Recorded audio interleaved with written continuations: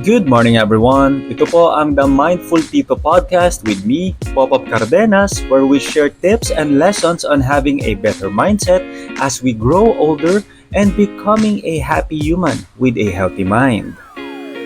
FYI, I'm here to share my life experiences, successes, and failures. The information presented in this podcast is to inspire people. I recommend seeking guidance from experts such as mental health advocates and other experts in the chosen field. But rest assured that all your feedback, comments, and suggestions are important to me to improve my content moving forward.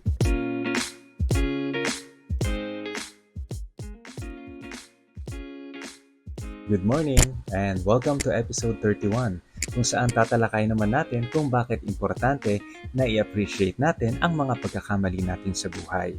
Dito tatalakayin natin ang isang pagkakamali ay hindi hadlang para magpatuloy pa sa ating mga pangarap.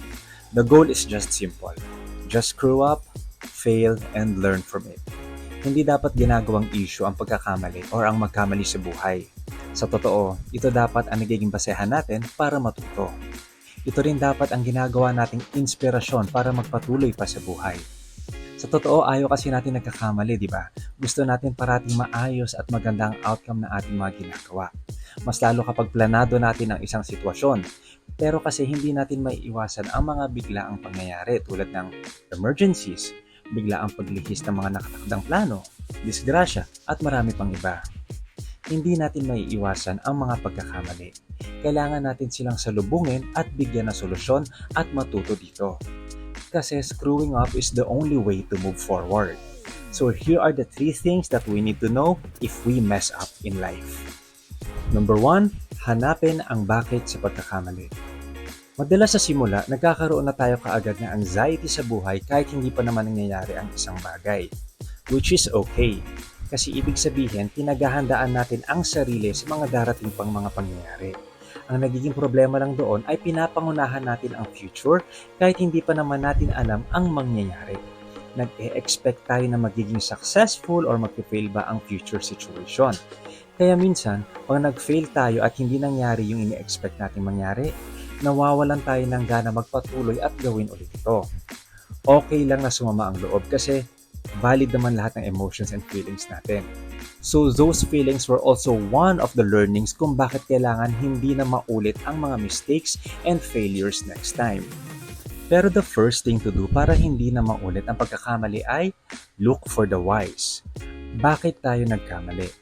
Okay lang tanungin sa sarili kung paano tayo nagkamali or saan tayo nagkamali. Pero the right question is, bakit tayo nagkamali? Always look for your whys. Bakit? Mag-deep dive tayo sa mga sitwasyon at hanapin ang mistakes na nagawa natin para mabigyan natin ito ng wastong solusyon sa susunod. Basta huwag tayong susuko pag nagkamali ha. Kasi we will never find success and happiness kapag sumuko tayo. The only time we fail is if we give up. Number 2, hindi dapat ikinakahiya ang pagkakamali. Ito yung isang rason kung bakit ayaw natin na magkamali. Ang ma-judge or mahusgahan tayo sa mga pagkakamali natin. Pero sa totoo, okay lang yon. Huwag mong isipin ang mga negatibong sasabihin ng mga tao dahil hindi naman natin kontrol ang mga dila at emosyon nila. Hayaan natin sila'y humusga. Just brush it off and move forward. Tawanan mo rin pag nagkamali ka ha, and then learn from it. Actually, in the next 5 to 10 years, pag binalikan mo ang mga pagkakamaling ito, tatawanan mo na lang siya at marirealize mo na hindi naman pala malaking bagay yon. Going back, ang magandang sagot sa mga panghuhusga ay pagtawanan natin ang sitwasyon. Bakit? Kasi in the next few days, makakalimutan na rin ng tao ang mga judgment nila sa'yo. Kasi wala naman talaga silang pakialam sa atin. Walang pakialam ang mga tao sa atin. Wala silang pakialam sa success and failures natin sa buhay dahil nakafocus sila sa sarili nila, hindi sa atin at hindi sa ibang tao. Ganon din naman tayo, di ba? If we see something in social media or with other people, sometimes nahuhusgahan natin sila. Pero in the next few days, makakalimutan na natin ito. Kasi mas nakafocus tayo sa buhay natin. Dahil mas marami tayong priority sa buhay, may mga problema din tayo. Kaysa isipin pa ang mga pagkakamali ng iba. Kaya pagtawanan lang natin ang ating pagkakamali habang hinuhusgahan tayo. It's either wala tayong gagawin at dibdibin ang mga pagkakamali natin para patuloy tayong mahusgahan ng ibang tao, or learn from our mistakes and find the right solutions and strategies para maiwasan ang pagkakamaling ito. And the second choice will always make you a better person. And lastly, number 3, don't stop failing.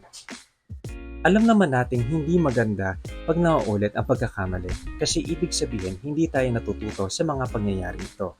Ibig rin sabihin, hindi tayo gumagawa ng paraan at solusyon para hindi maulit ang problema o ang pagkakamali. Pero ibig sabihin naman ng don't stop failing ay hayaan nating ma-experience ang mga iba't ibang klaseng pagkakamali.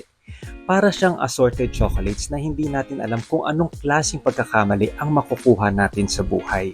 Kasi dito, matututo tayong alamin ang mga iba't ibang uri ng mistakes and failures at mabigyan natin ito ng iba't ibang uri ng mga solutions. The harder the failure, the bigger the mistake, the better. Kasi, the best way and the only way to learn from complex failures and mistakes is to simply face them and break them. Dahil yung mga bagong kaalaman that we gain and learn from our failures is priceless. Sabi nga ni Henry Ford, the only real mistake is the one from which we learn nothing. And that's all we have for this episode at sana marami po kayong natutunang mga bagay. But before I end this episode, I will truly appreciate it if you shared this episode or even my podcast and my YouTube channel to your friends, to your colleagues, to your family because I am more than happy to share good energy with people. Sa uulitin, ako po si Popop Cardenas at ito po ang The Mindful Tito Podcast. Just a short message, don't be hard on yourself and avoid negative self-talk so you can also share kindness and good energy to the people around you. Again, my name is Popop at maraming salamat po.